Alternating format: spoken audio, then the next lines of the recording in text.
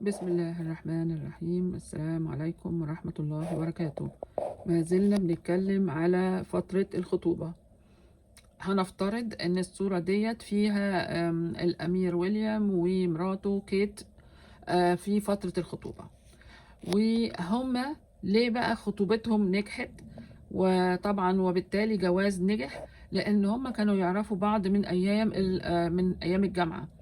خلاص، ولكن لا هو اندلق عليها ولا هي اندلقت عليه، على اساس ادوا فرصة لبعض علشان يدرسوا شخصية بعض كويس، و... وكل واحد منهم يشوف برضو شوية من حياته وهو مستقل. وبعدين بعد كده تقدم لها، وبعد كده حصلت الخطوبة والجواز، والجواز مستمر بقاله فترة. هو عندهم 3 أولاد، بس هو وقف جنبها لما هي جالها السرطان مؤخرا، وهي وقفت جنبه لما كانت جدته عايشة، لأنها كانت صعبة فعلا وتحملتها لأنها مهتمية بيه.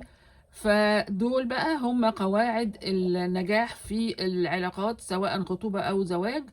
إنه يكون في فرصة كافية للخطوبة، وبالتالي هينتج عنها اهتمام منه واهتمام منها، وبيت ناجح بإذن الله.